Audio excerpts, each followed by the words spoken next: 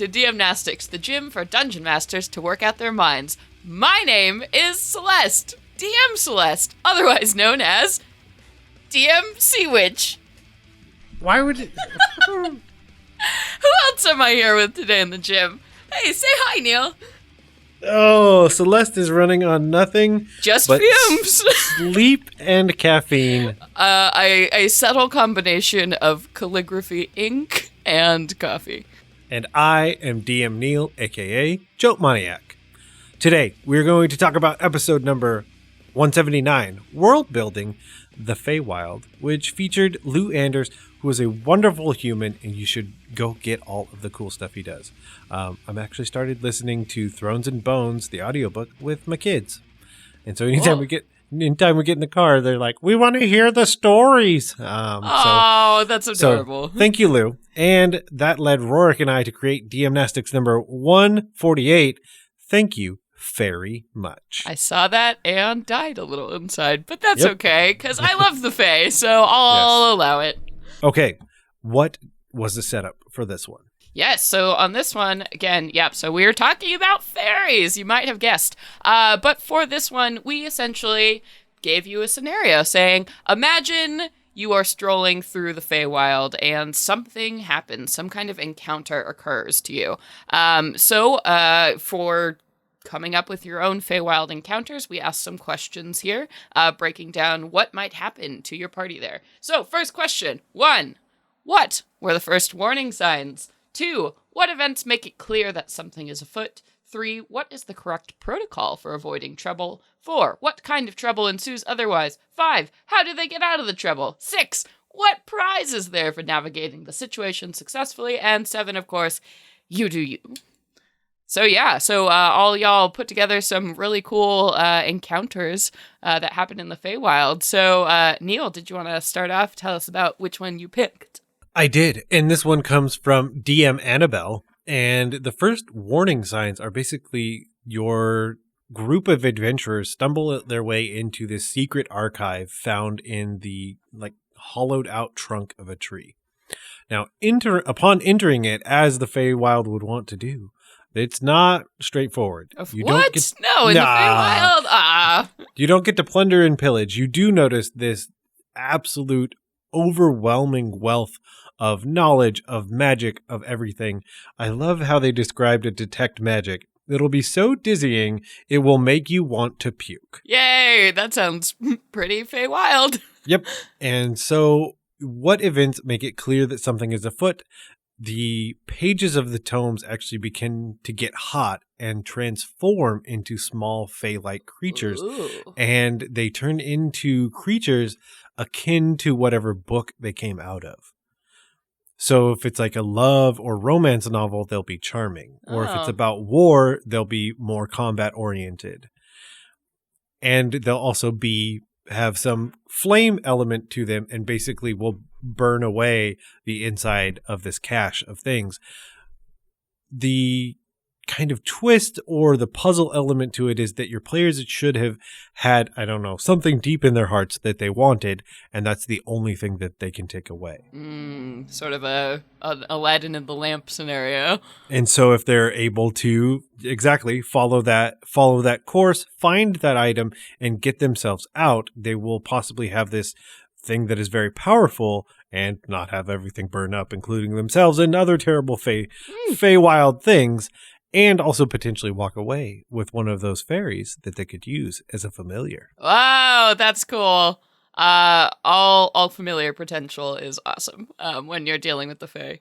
Yeah, that is great. Such a wonderful carrot to dangle in front of your players. Yep. And then smack them with a giant flaming stick on the other side. Oh, that's so fun too. Like imagining, based on whatever kind of books your party is looking at or interested in, like coming up with how those Fae might interact and attack the party. That just sounds like a barrel of fun for the DM running this. Perfect. Yeah, so thank you, DM Annabelle. Love it. Celeste, Which one did you choose? Yes, so I went ahead and picked the entry from Letter Lost. And this one, I really liked it because it just felt like such a classic kind of Fae encounter. So basically, you're walking around, your party is in the Feywild, walking in a field of shamrocks, and it's very nice. The wind is carrying like soft laughter, there's things flying around. Then all of a sudden, you hear a crunching sound, and somebody in the party has basically stepped on a sprite. So there's like this dead tiny sprite under your foot, wherein like the challenge ensues immediately here. So they have built in this mechanism where the DM literally counts out, a 1, 2, 3, like a 5 count, and based on what the party does in that count, navigates what happens next in the scenario. Because after the 5 count, the rest of the sprites that were on patrol with this one sprite who's like taking a rest, they show up. So if you're like, oh no, like we killed this thing, sorry, you don't try to cover it up in any way. Basically, these sprites take you to fairy court. So they like summon a ring of mushrooms around you, and you have to answer truthfully about like the murder of this pixie. So I just absolutely love this whole like scenario of the party being put on trial for accidentally killing this sprite. So that's just delightful. And then for probably my favorite part of this is the punishment. If the party isn't able to bluff their way out or, figure out something, essentially whoever killed the sprite is cursed. And so every day, let me double check this. I think it's every day at sunset, they have to make a Constitution saving throw. If they fail the save, they have to roll a percentile die. And whatever that percentage is how close they get to transforming into a full fairy dragon. Yeah. Wow. And once they reach 100% cumulatively, they actually become a fairy dragon. They are cursed to be this thing, and they are that until the curse is broken, which is just awesome. I've never seen like somebody transforming into a fairy dragon is amazing. Yeah. And what an idea for like lore too. Like that's where fairy dragons come from. Oh, that's so good. Yeah, so the whole scenario here is just very like I can see it so clearly working and happening in a game, and this would just be like so much fun, such a fun social encounter with like a weird fairy twist at the end. So I just absolutely loved it. So kind of the concept behind this was to collaboratively create what it would be like for a random encounter table kind of in the Feywild. That's the essence of what the forum was intended to do.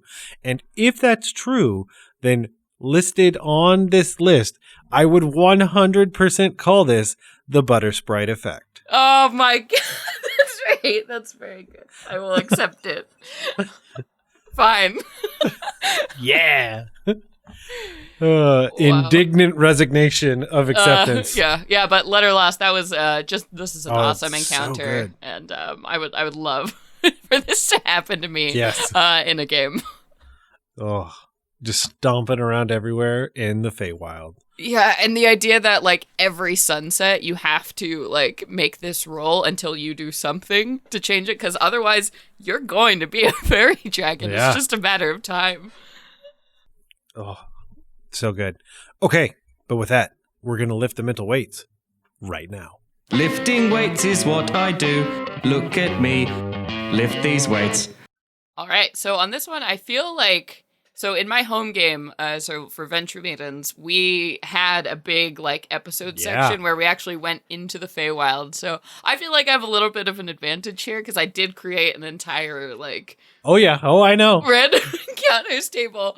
Oh, have you seen it? Oh, yeah, you would have, right? Yep. On the Patreon. So maybe you should go first, or I can share like a favorite one that didn't pop up in the show. Nope. Let's just twist off of yours because you've already done the legwork here. Okay. All right. So my favorite one that actually didn't get rolled on the table.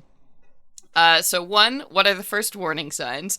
So your party is walking through, this dark old forest, right? That's some part of the Feywild. And then you begin to hear like warbling, singing, 3 voices coming, kind of singing like in unison together. And it sounds great, though a little bit odd. And then the events that make it clear is, in the matter of the Feywild, you open up into this clearing and you see that there are 3 goat people that are singing together, like in a trio. Yeah. And then the scenario there is, and they're also, you see there are like seats and everything like around them, and they're all practicing. Basically, the situation is like, if you choose to walk away or like sneak away and not confront the goats, they're mad because you're not listening to them and their beautiful performance. So you're punished if you don't sit down and listen to the goats perform this for you, since you have come to the show. You simply cannot leave. Yeah. How rude. Of course you can. Absolutely rude. So unless they roll like stealth gods, basically, and the goats will be like, hey, like you can't, that's so rude to walk out of a performance. And then they curse people with goat ears. So that is the negative. What is the positive if someone were to properly navigate the situation? Yeah, so if the party comes in and they sit down and they enjoy the performance and like clap, the goats are pleased. They're very helpful. I had it so there was an inspiration mechanic. Okay. So basically, like you had a die that you could spend, at perfect. some point in the next like 24 hours to add to your roll. That's 100% what I was thinking as well. Like inspiration or something, maybe charisma based or constitution, something there. Yeah, and I just love the idea. I mean, when you're working in the Feywild, you can get so creative about the kind of like fairies and creatures that are encountered there. I was very much thinking like the Billy Goat's Gruff, and like, they're a singing trio. Why not? Mm-hmm. Hanging out. That's so good. Yeah, so I was like, oh, but it didn't come up on the table. I'm like, the heartbreak of making random encounter tables. Yes. Yeah, another good quick one was basically one of my players ended up with the Lady of the Lake sword because they came up to a pond and, she threw the sword at them. At them? At them. That's impressive. Here it is. Whoa. Okay. What's great is it's a cursed sword, so it's very jealous. So the person has to use that weapon and only that weapon. Otherwise, they're cursed. They use any other blade. Okay. So I just thought of one. Okay. Yeah. You helped inspire me. Yay. So I'm not sure what the first warning signs would be. I'm not sure really how to mechanically do it. So it would probably be a verbal thing of feeling disoriented and kind of feeling the sense of lost, not lost, but lost. And I would definitely want something in the Feywild to feel like the MC Escher style maze. Oh man, yeah. And trying to figure out the mechanics of that, and I think a lot of it would be more of theater of the mind conversation-wise because it's so disorienting. Yeah, definitely. But getting into a part of the Feywild and then having to try and maybe quickly navigate that, and I would probably try and do some visual representations to see, like, images to get that point across. So what if it makes it clear something is afoot? I think I would divide the party. Yeah. They would still be within visual range, but they wouldn't be in physical proximity anymore. Right. Like they all it's like they're all in the same maze, but they all have a different set of rules that they have to figure out like how to navigate. Like one person has to walk backwards and one person has to only like climb up to get down and like but you don't know who gets what rule set at the beginning. Like you would roll and hand them out. Yeah. And you have to like figure out how to find each other. That'd be like a really cool. I almost want, I mean, now that you've said that, I would almost want to have it where you pull a card and you put it on your forehead. Oh, and so you are moving a specific, oh, that's cool. That kind of way. And so then everyone's having to interact with each other. Yeah. I think that'd be a really interesting thing. And so one, it's the collaborative effort that helps people through. The other is continuing that collaborative effort. So two people were to meet, basically they would need to stay physically connected or else they would separate again very quickly. Yeah. And so then having that kind of be the solve to the puzzle is that once you figure it out, you need to stay together. The trouble that ensues is maybe getting genuinely lost. Yeah.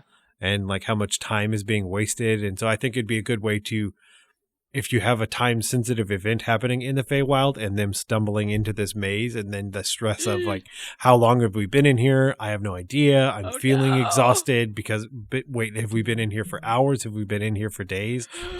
Yeah, that's awesome. Oh, so scary. And so I think getting out of the trouble again is just that collaborative effort. But I think the prize is maybe being able to navigate the Feywild much more quickly because you've figured out maybe this feels like the central hub of the Feywild. That's why it's so chaotic, and solving that riddle allows for travel in the Feywild more accurately, more quickly. Yeah, I mean, I would love to give them like at the center of the maze is like a compass or something, but it's not like a material compass. It's like a how to get through the Feywilds, so it can point like up and down and all of the the wild ways that the plane takes to get from A to B. Yeah. Oh, that'd be cool. You do you.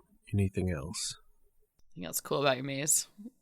Yeah, I mean, God, I would like put like fire and like pits like all around the outside edge. It'd be like that level of Mario Kart where you're just surrounded by lava and you're like, I can't mess up because lava.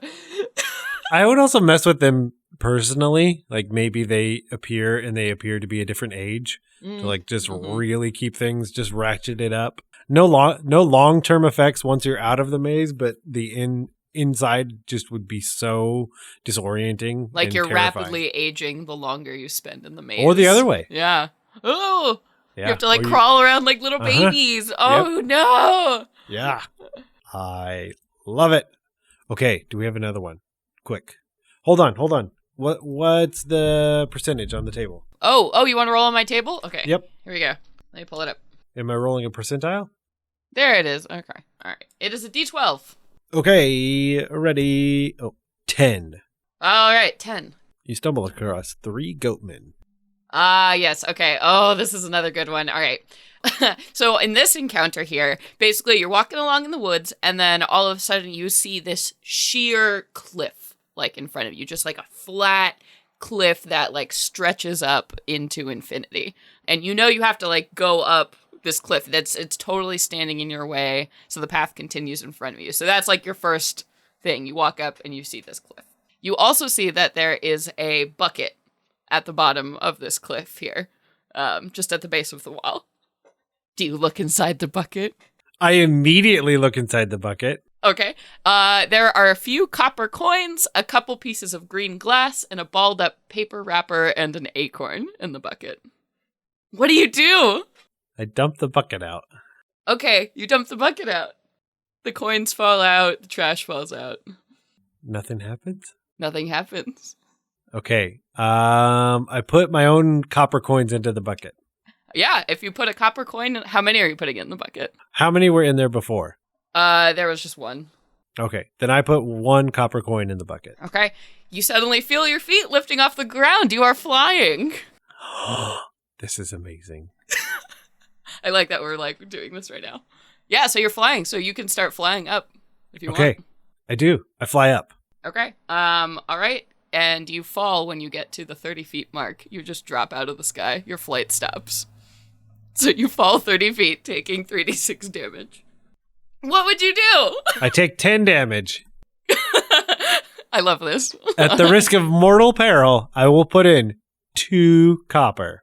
Okay.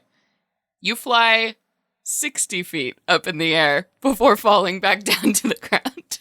Oh, I take 22 additional points of damage. Uh-oh, you're not looking so hot.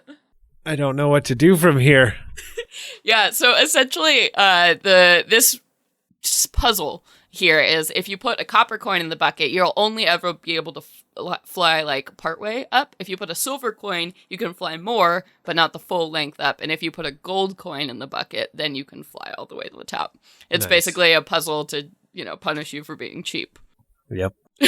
So the only way to ascend is if everybody gives a gold coin as opposed to the copper. So the copper and the trash in the bucket are misdirection. Nice. The trash, they're just like, nothing. Nothing happens. You fall down 1 foot after flying. Yeah. That was perfect. So this is just a tricky little Fae trap here. Because, the Fae is all about testing, like, your morals and your politeness. And, it's all these tricky little things. So, of course, you are injured if you're cheap and can't get through. But if you give the gold, then you can fly over this obstacle and continue on with your journey. There we go. But with that, I say we've done it. We did a mini RP. And if you want to get a hold of us and tell us all about the crazy Feywild experiences you are having, you can always find us on Twitter at DM-Nastics. And you can find my handle at JokeManiac, Jack of all trades, master of none, IAC. And of course, you can find Celeste at C. Conowitch. And if you head over to our Twitter, you can also find the daily DM-Nastics that we do. Basically, I dig deep into the bowels of ArtStation, find some cool, inspiring stuff, and post it daily. Always posting back to the original artist, because that's what you should do. Yay.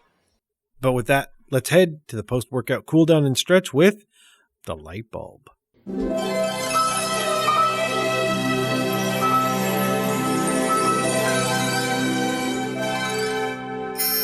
Light bulb. Yay. Today, on the light bulb, we are going to talk about dice and miscellany. Yay! I recently found in my possession the dice and miscellany for the Avernus set. Like it was poofed there, right? From hell. Yes. Oh, hello. It smells like brimstone. And honestly, I was super impressed. So that's why I wanted to talk about it. Yeah, it's beautiful. Everything is beautiful. I've been lusting through the camera at everything happening. So there. you have an I don't know at what point this happened. This is a total aside, but at some point in 5th edition, we decided as a collective unit in the RPG community that the 7 dice set is not adequate, and instead it shall forever be an 11 dice set. I believe that was Dragon Heist Waterdeep that did it first. So step 1 is adding a second d20 because you have advantage and disadvantage. The other interesting element is adding additional... No, it's not interesting. I immediately figured out why. You have 4d6 because that's the standard way to roll up character stats. Mm-hmm. So you have 4d6, you have 2d20, and then your standard percentile dice, d12, d8, d4. There you go. Heck Science! Yeah. And these are really cool colors this time. We're going with that hell theme again. It was like the red with that bright yellow, like dice ink. They're really cool. And admittedly, I grabbed the pair of d20s, rolled them inside the Feltline box, and rolled 2 20s on their first roll. Uh-oh, you paid for this with soul coins, didn't you? Done and done. This is the dice set that I will use forevermore. Wow, yes. But it didn't just come with just dice, did it? There's a bunch of other stuff in there, too. That's the part that I'm really tripping out over, is the miscellany is... I mean, in all honesty, a lot more than I thought it would be. Yeah. And so there are 20 cards that are basically the monster cards. So on the front is the image of the monster, and on the back are like the stats and information about it. And you have a map that is a size representation of all of the demons compared to each other. And the other side of that is the actual map of Avernus. Yeah. It's a lot. Yeah, the cards are just so cool. So it's all of the new monsters that are introduced in the book, right? Yep. Oh. Like here, let's see. You also have like the infernal language written out, it looks like. Yeah, and then also the box itself came with a felt-lined cardboard box that you can use as a dice roller. Top and tray. bottom are felt lined. So, I mean, you could technically have 2. That is very nice.